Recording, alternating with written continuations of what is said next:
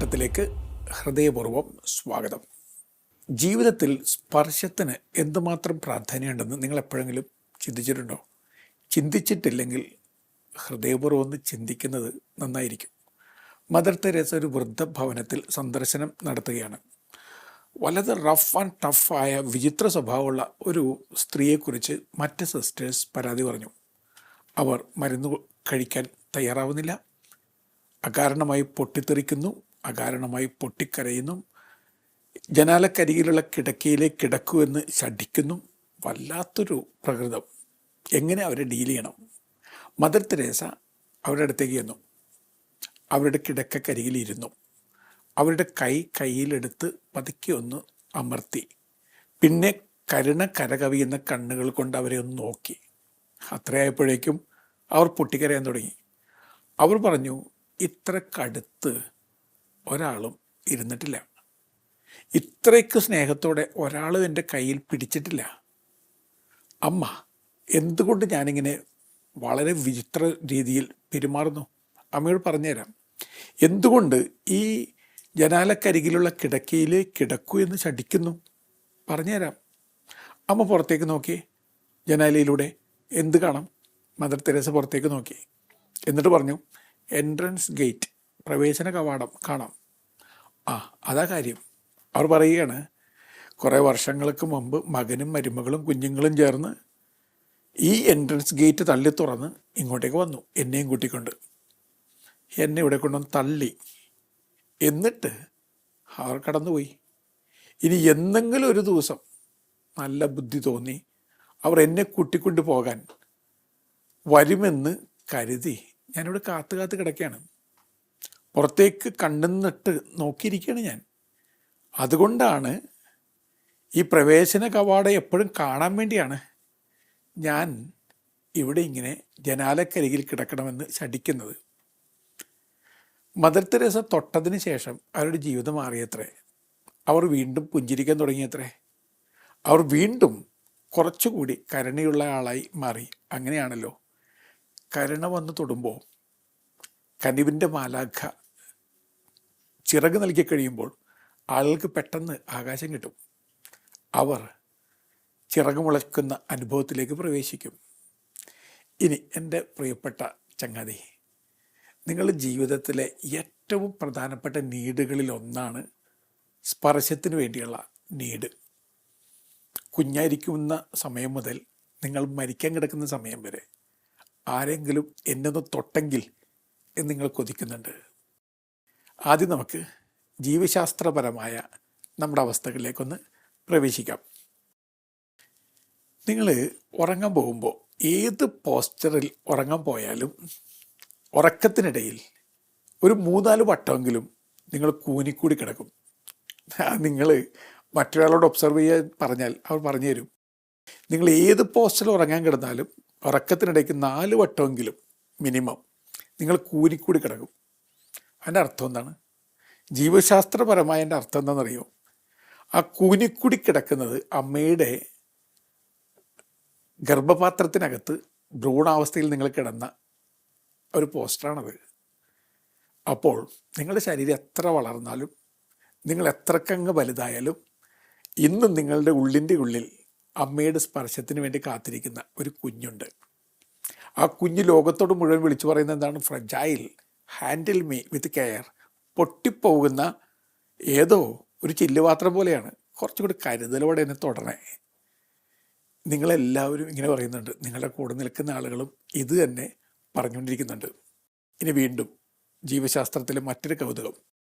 ഈ മനുഷ്യവർഗത്തിലെ അമ്മമാരുടെ മുലപ്പാലിന് മറ്റ് ജീവജാലങ്ങളിലെ മുലപ്പാലിനേക്കാൾ കട്ടി കുറവാണ്. അപ്പോൾ അതുണ്ടാക്കുന്ന വ്യത്യാസം എന്താണ്? വലിയ വ്യത്യാസമാണ്. മറ്റ് ജീവജാലങ്ങൾക്ക് അധികം തൊട്ട് തലോടലുകളില്ലാതെ തന്നെ വളർന്നു വരാൻ പറ്റും. സർവൈവൽ മെക്കാനിസം അകത്ത് തന്നെയുണ്ട്. ഈ മനുഷ്യക്കുഞ്ഞുങ്ങളെ സംബന്ധിച്ചിടത്തോളം ഈ മുലപ്പാൽ തീർത്ത് നേർത്തതായതുകൊണ്ട് അല്പം കുടിച്ചു കഴിയുമ്പോൾ തന്നെ വീണ്ടും വിശക്കും. വിശപ്പ് പെട്ടെന്നൊന്നും മാറില്ല. വീണ്ടും അവരറിയാതെ അമ്മയുടെ മാറിലേക്ക് തലചായ്ക്കും. അമ്മ അറിയാതെ കുഞ്ഞിനെ ഒന്ന് തലോടും. ആ തലോടലിന് വേണ്ടിയാണ് കുഞ്ഞ് കാത്തിരിക്കുന്നത്. മുലപ്പാൽ നേർത്തതായതുപോലും അമ്മയിൽ നിന്ന് കുഞ്ഞിന് തലോടൽ കിട്ടാൻ വേണ്ടിയാണ്. അപ്പോൾ ഈ തലോടൽ, സ്പർശം നിസ്സാര കാര്യമല്ല എൻ്റെ പ്രിയപ്പെട്ടവരെ. എന്നെ കേട്ടുകൊണ്ടിരിക്കുന്ന നിങ്ങളുടെ വിരൽത്തുമ്പിലേക്കൊന്ന് നോക്കുക. നിങ്ങളുടെ വിരൽത്തുമ്പിലൊരു നക്ഷത്രം ഉണ്ടെന്ന് പറഞ്ഞാൽ നിങ്ങൾ വിശ്വസിക്കുമോ? നിങ്ങളുടെ വിരൽത്തുമ്പിലൊരു നക്ഷത്രം ഉണ്ട് ചങ്ങാതി. ശാസ്ത്രം പറയുന്നത് എന്താണ്? ഓരോ വിരൽത്തുമ്പിലും 6000-ലധികം ടച്ച് റിസപ്റ്റേഴ്സ്, സ്പർശ കോശങ്ങളുണ്ട്. അപ്പോൾ ഈ സ്പർശകോശങ്ങൾ വിരൽത്തുമ്പിലുള്ളത് കൊണ്ട് അത്യധികമായ സ്നേഹത്തോടെ, കരുണയോടുകൂടി നിങ്ങൾ ആരെയെങ്കിലും തൊട്ടാൽ ഈ സ്പർശകോശങ്ങൾ അവരിൽ സൗഖ്യ അനുഭവം ഉളവാക്കും. നിങ്ങൾ വലിയ വിശുദ്ധനാകണമെന്നില്ല, അല്പം സ്നേഹിച്ചാൽ മതി. കളങ്കമില്ലാതെ, ഒരുപാട് കാപട്യമില്ലാതെ, അകത്ത് വെട്ടം നിറച്ച് സ്നേഹിക്കുന്ന ആളാണ് നിങ്ങളെങ്കിൽ നിങ്ങൾ തൊട്ടാലും സൗഖ്യം ഉണ്ടാവും. അപ്പോൾ ഈ സ്പർശം നിസ്സാര കാര്യമാണെന്ന് ചിന്തിക്കരുത്. മനിലയിലെ ആശുപത്രിയിൽ ഞാൻ താമസിക്കുമ്പോൾ എൻ്റെ ഒരു സുഹൃത്തായിട്ടുള്ള പീഡിയാട്രീഷ്യൻ ഉണ്ടായിരുന്നു. അപ്പോൾ അദ്ദേഹം റൗണ്ട്സ് നടത്തുമ്പോൾ ന്യൂലി ബോൺ ബേബീസ്, ചിലർ വളരെ ഫ്രജൈലായിരിക്കും, വളരെ ദുർബലരായിരിക്കും. അവരുടെ അടുത്ത് ചെന്നിട്ട് അദ്ദേഹം അവരുടെ ചാർട്ടിൽ എഴുതി വെക്കും TLC 6 times അല്ലെങ്കിൽ TLC 12 times. എന്താണ് ഈ TLC എന്ന് നമ്മളമ്പരക്കും. പിന്നീടാണ് അദ്ദേഹം ചിരിച്ചുകൊണ്ട് പറയുക, tender loving care. TLC, tender loving care. അതായത് ടെൻഡർ ലവിങ് ടച്ച് ഈ കുട്ടിക്ക് 6 വട്ടമോ 12 വട്ടമോ കൊടുക്കണം. കാരണം കുഞ്ഞ് തീർത്തും ദുർബലതയുള്ള കുഞ്ഞാണ്. ആ കുഞ്ഞിനത് കിട്ടിയേ തീരൂ. അത് ജീവശാസ്ത്രപരമായ നീഡാണ്. ഒരു കുഞ്ഞിനെ നിങ്ങൾ ഇടയ്ക്കൊന്ന് തൊട്ട് നോക്കുക. ആ തൊട്ട് കുഞ്ഞിന് വളർച്ചയുണ്ടാവും.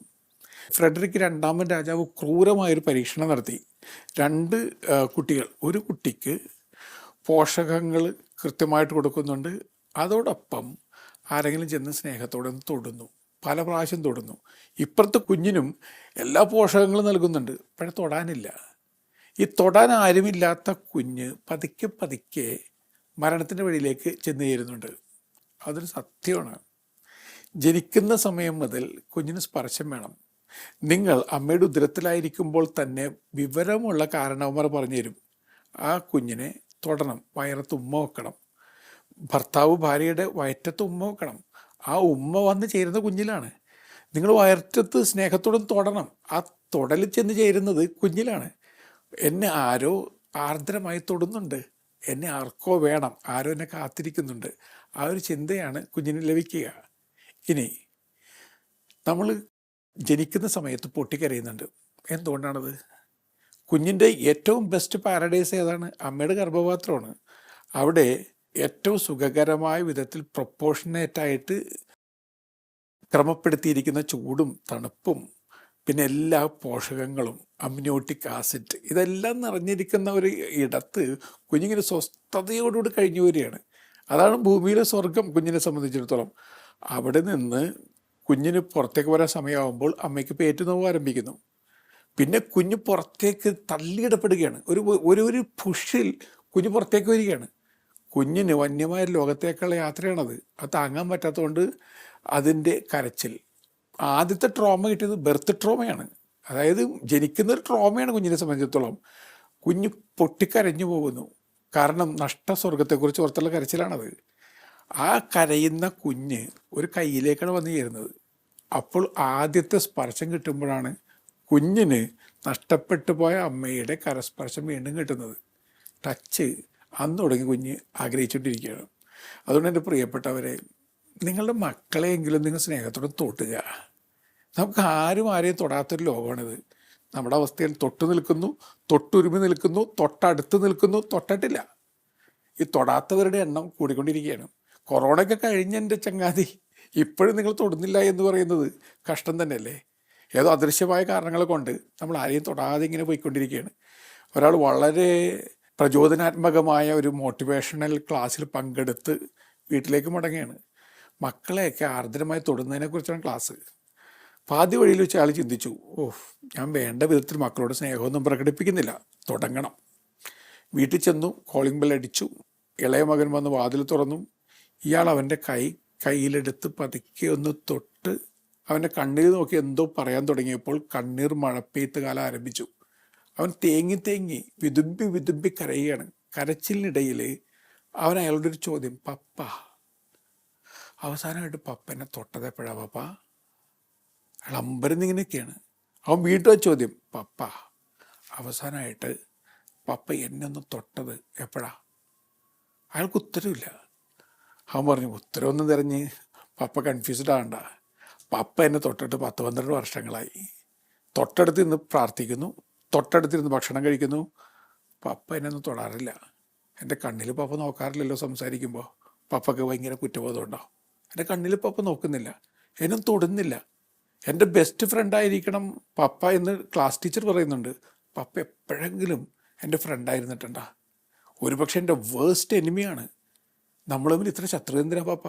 എന്നെ തൊട്ടുകൂടെ പപ്പ? ഇത് ചോദിക്കുന്നൊരു വ്യക്തി നിങ്ങളുടെ വീട്ടിലുണ്ടോ? ഒരു പെൺകുഞ്ഞ് വീട് വിട്ടുപോയി. അവളെ വീട്ടുകാരും നാട്ടുകാരും ചേർന്ന് റെയിൽവേ സ്റ്റേഷനിൽ കണ്ടെത്തി. ആരോ അവളോട് ചോദിച്ചു, എന്നാലും മോളെ നീ കൊച്ചല്ലേ, വീട് വിട്ടു പോകണമായിരുന്നോ? അവൾ വളരെ കൂളായിട്ട് മറുപടി പറഞ്ഞു, വീടാ, അതിനെയൊക്കെ ആരെങ്കിലും വീടെന്ന് വിളിക്കോ? ഈ പറയുന്ന കുഞ്ഞ് നിങ്ങളുടെ വീട്ടിലൊരു അംഗമാണോ എന്നൊന്ന് ചോദിക്കുക. നിങ്ങളുടെ കുഞ്ഞുങ്ങളെയൊക്കെ ആത്മാർത്ഥമായിട്ടൊന്ന് തൊടാൻ നമുക്കിപ്പോൾ സാധിക്കുന്നുണ്ടോ? ഇത് വളരെ പ്രധാനപ്പെട്ടൊരു ചോദ്യമാണെന്ന് എൻ്റെ പ്രിയപ്പെട്ടവരെ ധ്യാനിക്കുക. ആത്മാർത്ഥമായിട്ട് എൻ്റെ മക്കളെ തൊടാൻ എനിക്ക് പറ്റുന്നുണ്ടോ? ഇനി നിങ്ങളുടെ ജീവിത പങ്കാളിയെ നിങ്ങൾ പ്രണയിക്കുന്ന സമയത്ത് നിങ്ങൾ സ്പർശിച്ചാൽ പൂവിരിയലിൻ്റെ അനുഭവമായിരുന്നു. യൗസേപ്പ് പിതാവ് മാതാവ് പിടിച്ചിരുന്ന ഉണക്കക്കമ്പിൽ തൊട്ടപ്പോൾ അവിടെ പെട്ടെന്ന് പൂക്കളും വസന്തകാലം ഉണ്ടായെന്നാണ് യഹൂദ പാരമ്പര്യ കഥ പറയുന്നത്. ചില മനുഷ്യർ എങ്ങനെയാണ്, അവർ തൊട്ട് കഴിയുമ്പോൾ ഉണക്കമരത്തിൽ പോലും പൂക്കളുണ്ടാവും. വേറെ ചില മനുഷ്യർ തൊട്ട് കഴിഞ്ഞാൽ പൂ നിറഞ്ഞു നിൽക്കുന്ന മരക്കൊമ്പിലെ പൂക്കളെല്ലാം പൊഴിഞ്ഞു വീഴും, കരിഞ്ഞു പോവും. കരിച്ചു കളയുന്ന സ്പർശമുള്ള മനുഷ്യരൊക്കെ ഉണ്ട്. അത് നോട്ടം കൊണ്ടാകാം, സ്പർശം കൊണ്ടാകാം, വാക്കുകൊണ്ടാകാം, എങ്ങനെയോ ആകാം. അപ്പോൾ എൻ്റെ പ്രിയപ്പെട്ട സുഹൃത്തെ, നിങ്ങളുടെ ജീവിത പങ്കാളിയൊക്കെ ആത്മാർത്ഥമായിട്ടൊന്ന് തൊടാൻ നിങ്ങൾക്ക് പറ്റുന്നുണ്ടോ എന്ന് ഇടയ്ക്ക് ചോദിക്കുന്നത് നല്ലതാണ്. ഭാര്യ ഭർത്താവിനോട് പറയുകയാണ്, ക്ഷമിക്കണം എന്നോട്, അറിയാതെയാണെങ്കിൽ നിങ്ങളുടെ മൊബൈൽ ഒരുതരം ക്യൂരിയോസിറ്റി കൊണ്ടുവന്ന് എടുത്ത് വായിച്ചു നോക്കി. വായിച്ചു കഴിഞ്ഞപ്പോൾ വേണ്ടായിരുന്നു തോന്നി. അടുത്ത കാലത്ത് നിങ്ങൾ പരിചയപ്പെട്ടൊരു സ്ത്രീക്ക് എന്തുമാത്രം മെസ്സേജാണ്. അതിരാവിലെ നിങ്ങൾ ഉണരുന്നു, സുഖമാണോ, ഉണർന്നോ, പിന്നെ ചായ കുടിച്ചോ, ചോറ് തിന്നോ, നിങ്ങൾക്ക് വിശ്രമം പോലുമില്ല. നിങ്ങൾ രണ്ടുപേരും സംസാരിച്ചുകൊണ്ടിരിക്കുകയാണ്. രാത്രിയിൽ നിങ്ങൾ ഉറക്കമില്ല. ഇങ്ങനെ മധുരവാക്കുകൾ ഇങ്ങനെ പോയിക്കൊണ്ടിരിക്കുകയാണ്.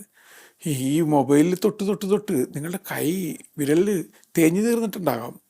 എന്നിട്ട് അവർ ചോദിക്കുകയാണ്, ചേട്ടാ 10-20 വർഷമായില്ലേ കല്യാണം കഴിച്ചിട്ട്, എന്നോട് സുഖമാണെന്ന് നിങ്ങൾ എപ്പോഴാണ് ചോദിച്ചത്? അവസാനമായിട്ട് എന്നോട് സുഖമാണോ എന്ന് ചോദിച്ചത് എപ്പോഴാ?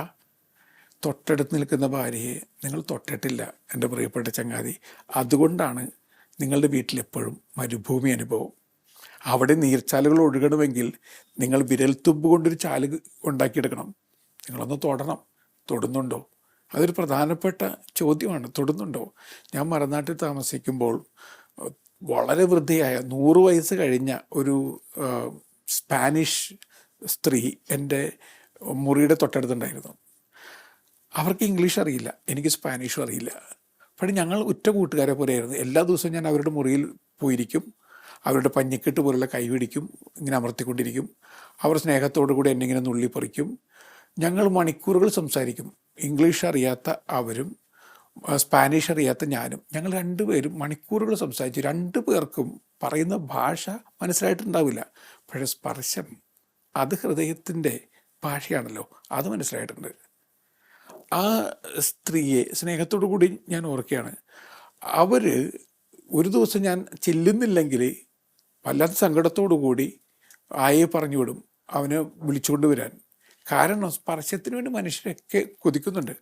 പിന്നീട് ഞാൻ ആശുപത്രിയിൽ നിന്ന് മാറ്റം കിട്ടി പോരാൻ നേരത്ത് അവരുടെ സ്വത്ത് മുഴുവൻ എനിക്ക് വേണ്ടി എഴുതി വെക്കണം എന്നുള്ള ആഗ്രഹം പോലും അവർക്കുണ്ടായിരുന്നു. ഞാൻ എന്താ ചെയ്തത്? അത്രയ്ക്ക് ആത്മാർത്ഥമായ ആഴമായ സ്നേഹമൊന്നും എനിക്ക് അവരോടുണ്ടായിരുന്നില്ല. സാധാരണയുള്ള കനിവും സാധാരണയുള്ള സ്നേഹവും, ആ സ്നേഹവും കനിവും ഉള്ളിൽ പേറിക്കൊണ്ട് അവരെ ഒന്ന് തൊട്ടു. കർത്താവ് ഒരു ചോദ്യം ചോദിച്ചല്ലോ ആൾക്കൂട്ടത്തിനിടയിൽ, ആരാണ് എന്നെ തൊട്ടത്? കർത്താവിൻ്റെ പ്രത്യേകത എന്താണ്? കർത്താവ് ആൾക്കൂട്ടത്തിൽ പോലും ഒരാളെ തിരിച്ചറിയും. നമ്മളുടെ പ്രത്യേകത എന്താണ്? ഒരാളിൽ പോലും ഒരു ആൾക്കൂട്ടത്തിനെ കണ്ടെത്തുന്നത്. അതുകൊണ്ട് കർത്താവിന് തലോടലും തൊടലും തിരിച്ചറിയാൻ പറ്റും. നമ്മളൊന്നും തിരിച്ചറിയുന്നില്ല. അതുകൊണ്ടാണ് ഞാൻ പറഞ്ഞത്, നിങ്ങളുടെ കൂടെ ജീവിക്കുന്ന വ്യക്തികളെപ്പോലും നിങ്ങൾ തൊട്ടിട്ടില്ല. അവർ തൊടുന്നുണ്ടെന്ന് നിങ്ങൾ അനുഭവിച്ചറിയുന്നില്ല. ഒരുതരം മൃതദേഹം നടക്കുന്ന അവസ്ഥയാണ്. ഡെഡ് മാൻ വാക്കിംഗ് എന്നത് ഒരു സിനിമയുടെ ശീർഷകമാണ്. ഈ അവസ്ഥ നമ്മുടെയൊക്കെ വീടുകളിൽ ധാരാളമായിട്ടുണ്ട് എന്ന് തിരിച്ചറിയുക. സഹോദരനും സഹോദരിയും സ്വത്ത് തർക്കം മൂലം വല്ലാതെ ശത്രുക്കളെ പോലെയായി മാറി. ഒരു ക്രിസ്മസ് കാലത്ത് രണ്ടുപേരും ശത്രുത വെടിഞ്ഞ് പഴയ തറവാട്ടുമുറ്റത്ത് വന്നിരിക്കുകയാണ്. പണ്ടത്തെ പോലെ അവർ ക്രിസ്മസ് ട്രീയൊക്കെ ഒരുക്കി, ക്രിസ്മസ് ക്രിബ് ഒരുക്കി, പണ്ടത്തെ പോലെ കുഞ്ഞുങ്ങളുടെ പാട്ടുകളൊക്കെ പാടി, മാലാക പാട്ടുകൾ ഒക്കെ പാടി സന്തോഷത്തോടെ അങ്ങോട്ടും ഇങ്ങോട്ടും ഓടി കിടന്നു. ഓട്ടത്തിനിടയിൽ പെങ്ങളെ താഴേക്ക് വീഴാൻ തുടങ്ങിയപ്പോൾ ഇവൻ പെട്ടെന്ന് ആ പഴയ ആങ്ങളെയായി മാറി. അവൻ കൈ നീട്ടി അവളെ പിടിച്ചു. അവൾ തിരിഞ്ഞ് അയാളോട് ചോദ്യം, എടാ ഇതുപോലെ നീ എന്നെ ഒന്ന് കൈപിടിച്ചിട്ട് എത്ര നാളായി? എന്തിനാ മോനെ നീ എന്നെ കൈവിട്ട് കളഞ്ഞത്? അവളും അയാളും കണ്ണീർ വാർത്തു. പരസ്പരം കൈവിട്ട് കളഞ്ഞ രണ്ടുപേർ ഇനി കൈവിട്ട് കളയരുതെന്ന തീരുമാനവുമായിട്ട് ജീവിതത്തിലേക്ക് മടങ്ങിപ്പോയിട്ടുണ്ടാകും. എൻ്റെ പ്രിയപ്പെട്ടവരെ, നിങ്ങളുടെ സഹോദരങ്ങളെയൊക്കെ പണ്ടത്തെ പോലെ സ്നേഹത്തോടൊന്ന് പോണരാൻ നിങ്ങൾക്ക് എന്തുകൊണ്ട് ഇപ്പോൾ പറ്റാത്തത്? നിങ്ങൾ വഴിത്തർക്കങ്ങളും തൊഴിൽ തർക്കങ്ങളും സ്വത്ത് തർക്കങ്ങളും ഒക്കെ ആയിട്ട് ഇങ്ങനെ കഴിയുമ്പോൾ നിങ്ങളുടെ ജീവിതമാണ് ഓരോ ദിവസവും കൊഴിഞ്ഞു വീഴുന്നത്. അതിനെക്കുറിച്ച് നിങ്ങൾ എന്തെങ്കിലും ചിന്തിച്ചിട്ടുണ്ടോ? അതുകൊണ്ട് എൻ്റെ പ്രിയപ്പെട്ടവരെ, കൊടുക്കേണ്ടത് ഓരോ വ്യക്തിക്കും കൃത്യമായ സമയത്ത് കൃത്യമായ രീതിയിൽ കൊടുക്കുവാൻ സാധിക്കണം. അതിന് സാധിക്കാത്തതാണ് നമ്മുടെയൊക്കെ ഏറ്റവും വലിയ പ്രശ്നം എന്ന് പറയുന്നത്. ഹോർട്ടികൾച്ചറിസ്റ്റ് ചാൾസ് ഡിവേഞ്ച് ഒരു രസകരമായ പരീക്ഷണം നടത്തിയിട്ടുണ്ട്. ഈ തൊട്ടാവാടി, നമ്മുടെ വളപ്പിലൊക്കെ കാണുന്ന തൊട്ടാവാടി, അദ്ദേഹം പറയുന്നത്, തൊട്ടാവാടി നിങ്ങളെടുത്ത് ചെടിപ്പാത്രത്തിൽ നട്ടു വളർത്തുകയാണെങ്കിൽ പിന്നീട് നിങ്ങളതിനെ തൊട്ടാൽ അത് കൂനിപ്പോവില്ല, കൂമ്പിപ്പോവില്ല. ഞാൻ ആ പരീക്ഷണം നടത്തിയിട്ടില്ല കേട്ടോ, അത് ശരിയാണെന്ന് എനിക്കറിഞ്ഞുകൂടാ. ഏതായാലും ഒരു കാര്യം എനിക്കറിയാം, നമ്മുടെ കുഞ്ഞുങ്ങൾ കൂനിപ്പോകുന്നതും കൂമ്പിപ്പോകുന്നതും ഒരുപാട് തൊട്ടത് കൊണ്ടല്ല, വേണ്ട നേരത്ത് തൊടാത്തത് കൊണ്ടാണ്. നമ്മുടെ ജീവിത പങ്കാളികളൊക്കെ കൂമ്പിപ്പോകുന്നത് വേണ്ട നേരത്തെ അവരെ തൊടാത്തത് കൊണ്ടാണ്, തൊടാൻ നേരമില്ലാത്തത് കൊണ്ടാണ്. അങ്ങനെയാണെങ്കിൽ ഇത്രക്ക് തിരക്കോടി ചെക്കടി ഓടിക്കൊണ്ടിരിക്കുന്നത്? നിങ്ങളുടെ മക്കൾക്ക് വേണ്ടി ജീവിക്കുന്നു, ജീവിത പങ്കാളിക്ക് വേണ്ടി ജീവിക്കുന്നു, അപ്പനും അമ്മയ്ക്കും വേണ്ടി ജീവിക്കുന്നു എന്ന് പറയുന്നത്, എന്നിട്ട് അവരൊന്നും തൊടാൻ പോലും പറ്റാത്ത വിധത്തിൽ ഓടിക്കൊണ്ടിരിക്കുകയാണ്. എന്തൊരവസ്ഥയാണല്ലേ, ആലോചിച്ച് നോക്കിയേ. വിദേശത്ത് നിധി കാക്കുന്ന ഭൂതത്തെ പോലെ കഴിയുന്ന ഒരു മനുഷ്യൻ ഇഷ്ടം പോലെ പണം ഉണ്ടാക്കുന്നുണ്ട്. അയാൾക്ക് ഇഷ്ടം പോലെ വീട്ടിലേക്ക് വരാം, പക്ഷേ വീട്ടിലേക്കുള്ള വഴി അയാൾ മറന്നുപോയി. ഇവിടെ നാട്ടിൽ കൊട്ടാരം പോലുള്ള വീട്ടിൽ അപ്പനും അമ്മയും നരകിച്ച് ജീവിക്കുന്നുണ്ട്. അമ്മയ്ക്ക് മകനെ കാണാൻ വലിയ കൊതി. അപ്പൻ മെസ്സേജ് വിട്ടു, മോനെ അമ്മയ്ക്ക് കൊതി നിന്നെ കാണാൻ, നീ ഒന്ന് വാ. അപ്പോൾ തന്നെ മറുപടി വിട്ടു, തിരക്കോട് തിരക്കപ്പ, അടുത്ത ഒഴിവ് കാലത്ത് വരാം. അപ്പം പറഞ്ഞു, മോനെ തിരക്ക് മാറ്റ്, അമ്മയ്ക്ക് വയ്യ. ഉടൻ തന്നെ മകൻ്റെ മറുപടി, best medicine, best doctor, best hospital. Best അല്ലാതെ നമ്മുടെ അമ്മയ്ക്കൊന്നും കൊടുത്തുകൂടാം. അവൻ അത് പറഞ്ഞപ്പോൾ അപ്പം മറുപടി എഴുതി, എടാ അവരുടെ ബെസ്റ്റ് നീയാണ്, അവരുടെ ബെസ്റ്റ് മെഡിസിൻ നീയാണ്, അവരുടെ ബെസ്റ്റ് ഡോക്ടർ നീയാണ്, നീ അല്ലാതെ പിന്നെ എന്താടാ ബെസ്റ്റ് അമ്മയ്ക്കുള്ളത്? നീ വരിക, വന്നാലെല്ലാം തീരും. വന്നില്ല, തിരക്ക് തിരക്ക് തിരക്ക്. അവസാനം നിന്നെരിഞ്ഞ് കത്തിപ്പടർന്ന് കരിന്തിരി പോലെ പുകഞ്ഞെരിഞ്ഞ് അമ്മ മരിച്ചു. അപ്പോൾ മകന് സമയമുണ്ടായി. ഓടി വന്ന് അമ്മയുടെ മൃതദേഹത്തിൽ തൊട്ട് തലോടി അവനങ്ങനെ നമസ്കരിക്കാൻ തുടങ്ങുമ്പോൾ ഹിസ്റ്റീരിക്കായി ഭ്രാന്തനെ പോലെ അപ്പൻ അലറിയിട്ട് പറഞ്ഞു, തൊടരുത്, ഇന്നലെ തൊട്ടിരുന്നെങ്കിൽ അമ്മ ജാകില്ലായിരുന്നു, ഇന്നത് ശവമാണ്. ശവത്തിന് മകനാണോ തൊട്ടത് ശത്രുവാണോ തൊട്ടതെന്ന് തിരിച്ചറിയാൻ പറ്റില്ല. തൊടരുത്, തൊട്ടു പോകരുത്, ഗെറ്റ് ഔട്ട്. എൻ്റെ പ്രിയപ്പെട്ടവരെ, ഒരാൾക്ക് സ്പർശം വേണ്ടത് അയാൾ ലിവ് ചെയ്യുമ്പോഴാണ്, ലീവ് ചെയ്യുമ്പോഴല്ല. അത് തിരിച്ചറിയുക. ഒരാൾ മരിച്ചതിന് ശേഷം 1000 പൂക്കൾ കൊണ്ടുവന്ന് കല്ലറ അലങ്കരിക്കാൻ നിങ്ങൾക്ക് പറ്റും. ഒരു പൂവിന് വേണ്ടി അയാൾ കൈനീട്ടിയപ്പോൾ കൊടുത്തില്ല, സ്നേഹമില്ലാഞ്ഞിട്ടല്ല, തിരക്കായിരുന്നു. 1000 മെഴുകുതിരികൾ കൊണ്ടുവന്ന് കല്ലറയിൽ കത്തിച്ചു വെക്കാം. ജീവിച്ചിരുന്നപ്പോൾ ഒരു മെഴുകുതിരിക്ക് വേണ്ടി കൈനീട്ടി, കൊടുത്തില്ല, സ്നേഹമില്ലാഞ്ഞിട്ടല്ല, തിരക്കായിരുന്നു. എൻ്റെ പ്രിയപ്പെട്ട ചങ്ങാതി, അകത്തെ നാളങ്ങളൊക്കെ കെടുത്തിയിട്ട് വെളിച്ചമേ നയിക്കുക എന്ന് പറയുന്നതിൽ എന്തർത്ഥമാണുള്ളത്? അതുകൊണ്ട് നമുക്ക് സമയം കണ്ടെത്താം, സ്നേഹം വീണ്ടെടുക്കാം, ആളുകളെ ആർദ്രമായിട്ടൊന്ന് തൊടാം. നിങ്ങളുടെ കുഞ്ഞുങ്ങളെ, ജീവിത പങ്കാളിയെ, അപ്പനെ, അമ്മയെ, എല്ലാവരെയും സ്നേഹത്തോടു കൂടി തൊടൽ ഒരു ശീലമാക്കി നിങ്ങൾ മാറ്റുക. പ്രായോഗിക നിർദ്ദേശം: ആദ്യം നിങ്ങളെ തന്നെ ഒന്ന് തൊടുക. ശരീരത്തിൽ ഏറ്റവും നല്ല മസാജ് സ്വയം ചെയ്യുന്ന മസാജ് കൂടിയാണെന്ന് മനസ്സിലാക്കുക. ഇടയ്ക്കിടയ്ക്ക് നിങ്ങളുടെ വിരൽത്തുമ്പുകളിലും നിങ്ങളുടെ പാദങ്ങളിലും നിങ്ങളുടെ കൈകാലുകളിലും നിങ്ങളൊന്ന് തൊടുക. നിങ്ങൾക്ക് നിങ്ങളെ വേണ്ടേ? നിങ്ങളെ തന്നെ കൈവിട്ടുകളേണ്ട ആവശ്യമൊന്നുമില്ലല്ലോ. അതുപോലെ തന്നെ നിങ്ങളുടെ പ്രിയപ്പെട്ടവരെ സ്നേഹത്തോടു കൂടി ഒന്ന് കയ്യിലമർത്തുക, സ്നേഹത്തോടു കൂടി അവരൊന്ന് പുണരുക. നിങ്ങൾ വൃദ്ധരായ മാതാപിതാക്കളുണ്ടെങ്കിൽ, അവർ രോഗികളായി കിടപ്പ് രോഗികളാണെങ്കിൽ ഇനി മരിച്ചതിന് ശേഷം തൊടാമെന്ന് കരുതരുത്. ജീവിച്ചിരിക്കുന്ന വ്യക്തികൾക്കാണ് സ്പർശം വേണ്ടത്. മൃതർക്ക് എന്തിനാണ് സ്പർശം? അവരെയൊക്കെ ഒന്ന് തൊടുക. ഇനി നിങ്ങളുടെ കനിവ് കിനിയുന്ന വാക്കുകൾ കൊണ്ടും നോക്കുകൊണ്ടും സാന്നിധ്യം കൊണ്ടൊക്കെ ആളുകൾക്ക് സ്വർഗത്തിൻ്റെ സ്പർശം ചെയ്യുക. നല്ല യാത്ര നേരുന്നു.